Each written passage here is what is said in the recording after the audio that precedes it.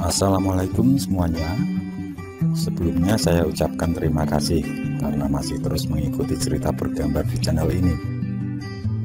Dan untuk kawan-kawan yang belum subscribe ke channel ini, dukung saya ya. Klik tombol subscribe dan klik logo lonceng untuk bisa berlangganan gratis di video cerita bergambar selanjutnya. Oke, sebagai imbalannya kali ini saya akan coba menggambar sekaligus bercerita tentang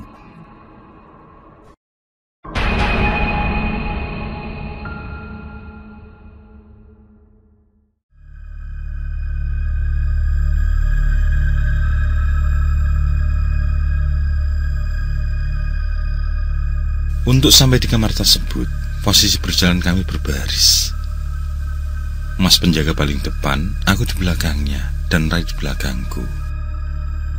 Ketika sedang berjalan dan lewat salah satu kamar yang letaknya di sebelah kanan, jelas sekali aku melihat sesuatu yang aneh. Kamar itu tirai jendelanya setengah terbuka, sehingga aku bisa melihat isi kamar.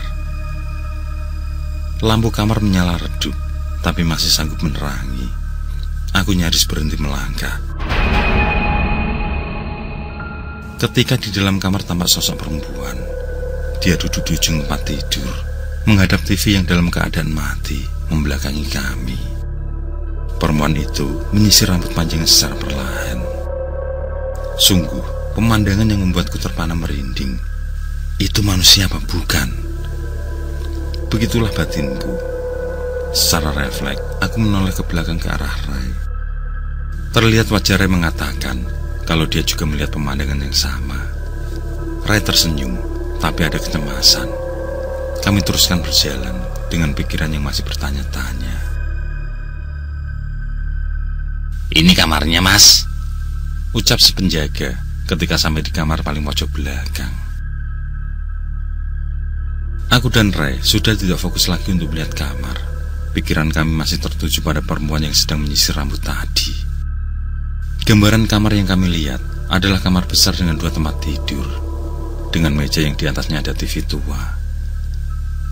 Lampu kamar sangat redup, mungkin hanya bersinarkan neon 5 watt saja. Melihat itu, aku sama sekali tidak tertarik lagi dengan kamar ini.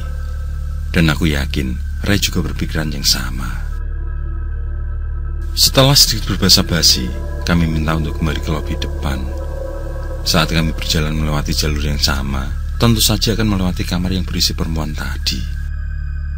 Kali ini, kamar menjadi di sebelah kiri. Beberapa meter sebelum tepat berada di depannya, aku lihat jendela masih dalam keadaan sama, yakni terbuka tirainya. Ketika sudah berada tepat di depan kamar, ternyata perempuan itu tidak lagi berada di tempat semula. Hanya saja posisinya yang berubah. Dia berdiri tepat di balik jendela kaca nago, berdiri menghadap kami yang sedang berjalan di hadapannya. Terlihat jelas wajahnya putih pucat dengan rambut panjang terurai, menatap dengan senyum mengembang. Sungguh menyeramkan. Pada detik itulah aku yakin kalau dia bukanlah manusia. Jelas bagiku kalau sosok tersebut adalah penampakan dari makhluk alam lain. Detik berikutnya, Rai mendorong seperti memintaku untuk berjalan lebih cepat lagi. Aku yakin Rai melihat pemandangan yang sama, dan dia ketakutan.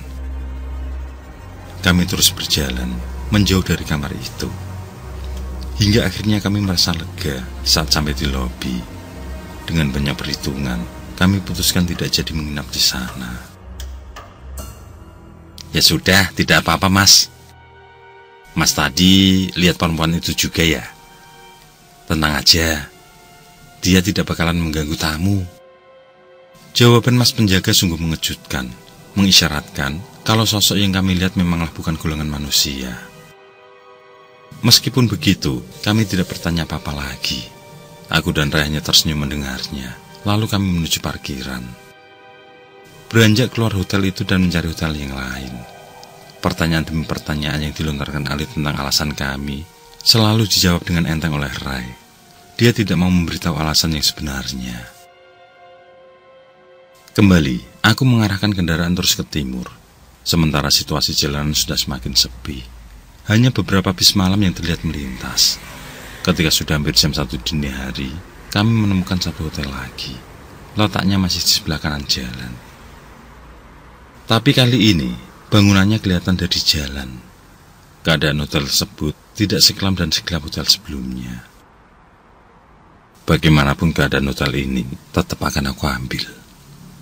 Aku berucap dalam hati, saat tubuh sudah sangat butuh istirahat. Tipikal hotel di kota kecil, hotel ini juga sama. Bangunannya berbentuk rumah kuno yang berukuran besar. Lahan parkir tidak sebesar hotel sebelumnya. Hanya sanggup menampung sedikit kendaraan saja. Bangunan bertingkat 2 ini benar-benar berdesain kuno. Zaman dulu, klasik dan sangat bernuansa Jawa. Sementara lobinya penuh dengan barang antik, kursi dan meja kayu berukir, serta lukisan besar bergambarkan pemandangan, membuat semakin bernuansa jadul. Oh, masih ada mas, mari saya antar untuk melihatnya. Jawab seorang ibu penjaga lobi ketika kami menanyakan perihal ketersediaan kamar. Ternyata, dia istri dari penjaga hotel. Karena suaminya kurang enak badan, maka malam ini dia yang mewakili. Tidak terlalu jauh. Hanya beberapa belas meter dari lobi, kami sudah sampai di kamar yang dimaksud. Kamarnya sangat besar. Ukurannya kira-kira 5 kali 5 meter. Langit-langit tinggi, dengan cahaya lampu yang tidak begitu terang. Sedangkan kamar mandi berada di pojok sebelah kiri. Yang agak aneh, ada 3 tempat tidur besar di dalamnya. Bukan spring bed, tapi tempat tidur kayu dengan kasur kapuk. Sudah sangat capek dan mengantuk. Aku bilang ke teman-teman, kalau kita ambil saja kamarnya. Dan mereka setuju. Akhirnya kami ambil kamar ini dan hotel ini. Setelah membereskan barang-barang, karena tidak tahan lagi, di dalam kamar aku langsung merebahkan badan di atas tempat tidur. Yakni tempat tidur yang letaknya di dekat pintu. Aku satu ranjang dengan Ali, sedangkan Ray dan Dedi menggunakan tempat tidur sebelah kanan. Sementara tempat tidur satu lagi, yang letaknya dekat dengan kamar mandi, kami biarkan kosong. Tidak lama setelah itu, ketika masih mendengar teman-teman lain berbincang sambil menyantap makanan, akhirnya aku tertidur sampai pagi menjelang. Akan tetapi tidak begitu dengan Ray, Dedi, dan Ali. Semalaman itu mereka tidak tidur sama sekali. Mereka bertiga lanjut berbincang sampai menjelang jam 2. Saat itu lampu kamar sudah dalam keadaan mati. Sehingga suasana menjadi gelap, hanya mengandalkan cahaya dari luar sebagai sarana. Menurut Dedi, dia merasa menjadi orang terakhir yang masih terjaga, sementara lainnya sudah terlelap. Dedi semakin tidak bisa tidur ketika mendengar sebuah suara. Dia bilang kalau suara itu seperti desah nafas yang tidak lancar. Persis seperti orang yang sesak nafas.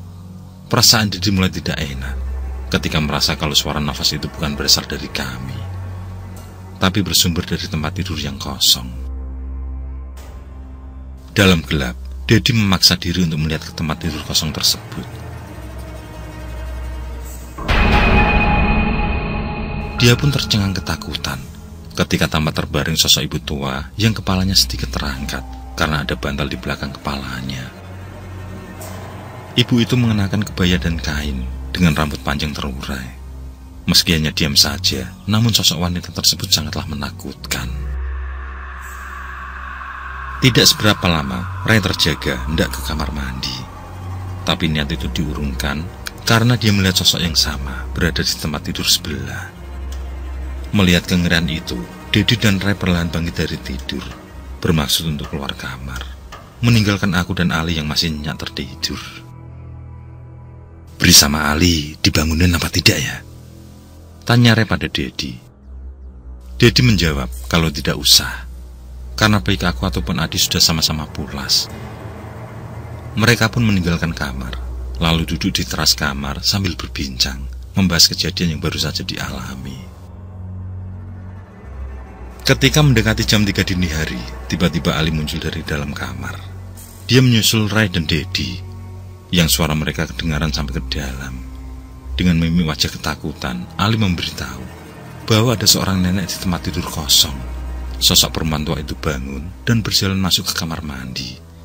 Setelah ditanya tentang ciri-cirinya, sosok tersebut sama persis dengan yang dilihat Ray dan Dedi.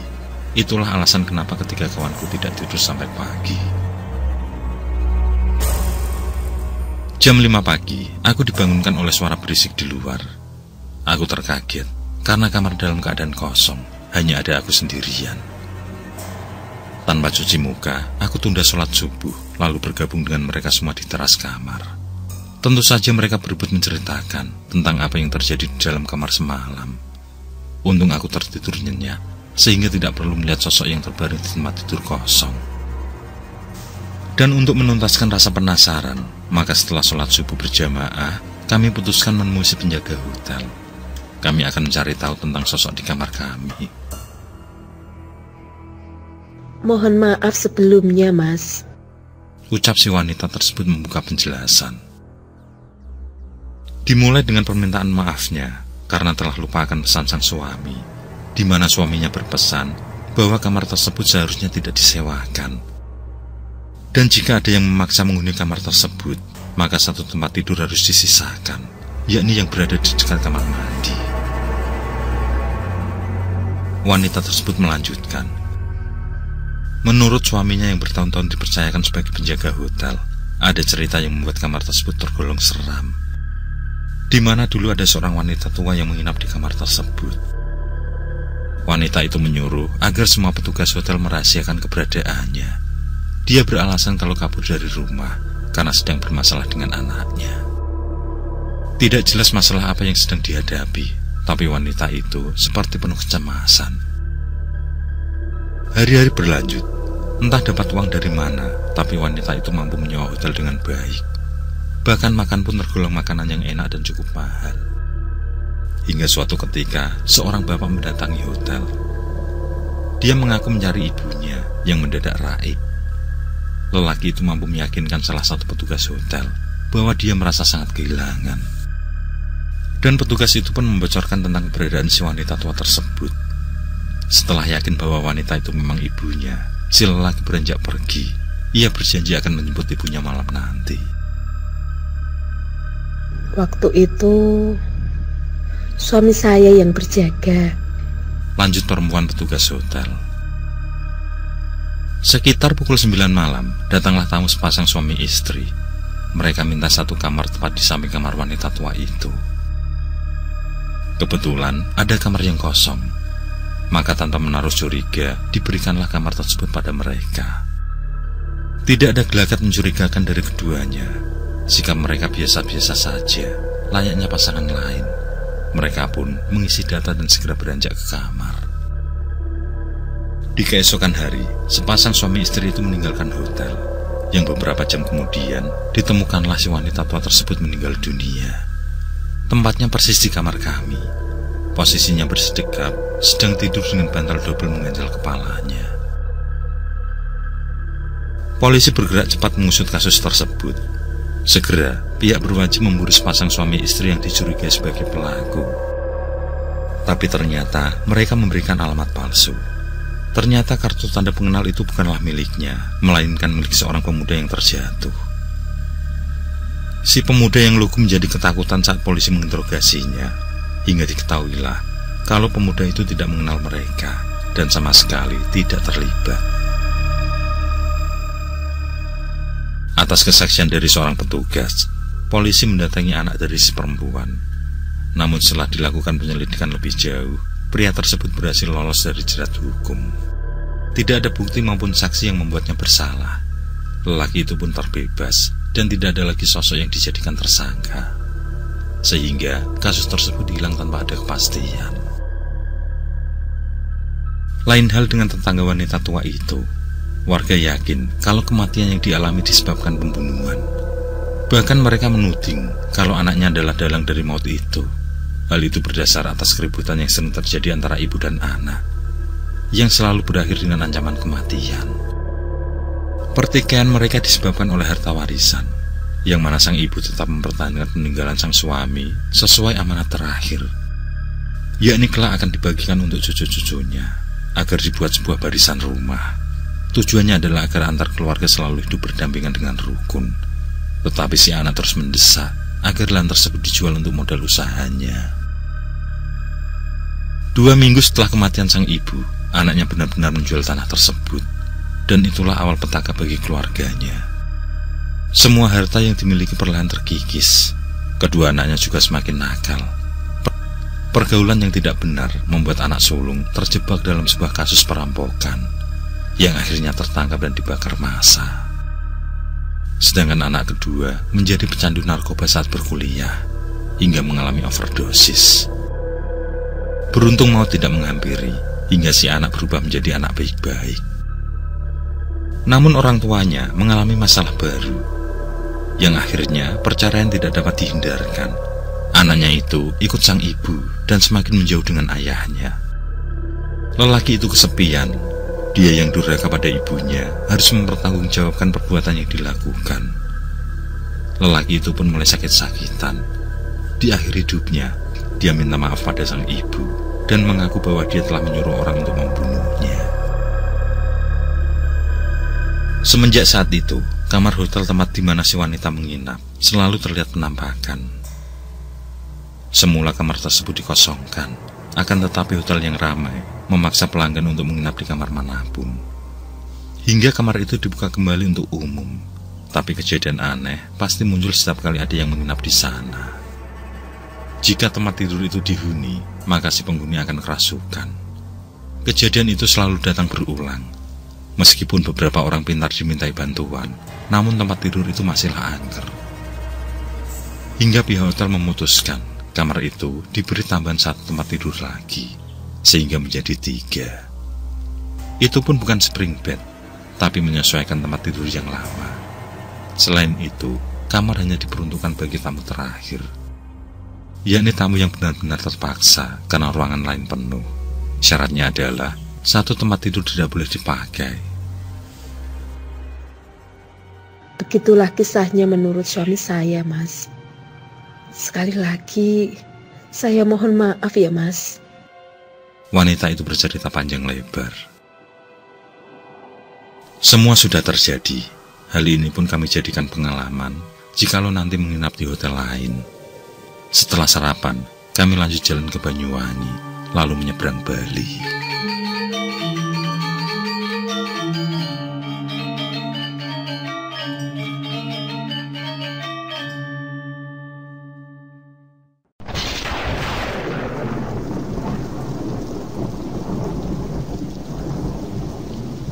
Sore ini, aku masih duduk di teras rumah Pak Desiswo. Aku mampir karena hujan lebat mendadak datang. Kebetulan berada di dekat rumah beliau, sehingga aku berteduh. Karena asik menceritakan kisah perjalanan ke Bali itu, meski hujan reda, aku belum juga beranjak pulang. Aku menunggu pendapat Pak Desiswo, yang gemar dengan hal-hal berbau mistis. Dan terlontarlah apa yang aku tunggu. Menurutnya, suasana perkotaan di tengah hutan yang kami lewati adalah sebuah ilusi gaib, di mana bangsa dari alam lain mempertunjukkan pada kami bahwa mereka memang ada. Yang membuatku aneh dari pendapat itu adalah, jika itu ilusi, mengapa kami merasakan enak dan kenyang saat makan pecel? Bagiku, itu adalah nyata. Dan aku merasa bersyukur, karena tidak mengalami sesuatu buruk setelahnya. Meskipun tidak puas dengan penuturan Pak Desiswo, namun aku hanya manggut-manggut menghormati. Sedangkan untuk sosok yang menyisir rambut, menurutnya sosok itu adalah sosok pelaris. Sengaja disediakan 1 kamar khusus, karena tugasnya adalah menghasut orang agar menginap di sana. Tidak semua orang mampu melihat sosok wanita itu. Mungkin pada malam itu sedang menunggu sesajen, sehingga aku dan Ray mampu melihatnya.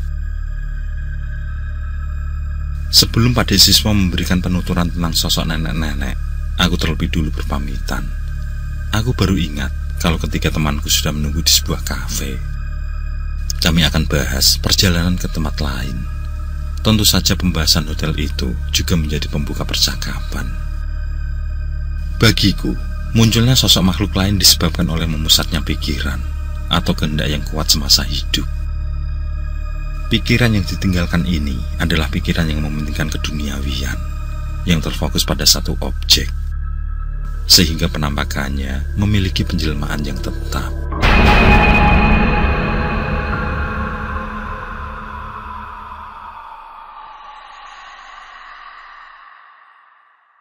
Oke, saya kira cukup cerita kali ini.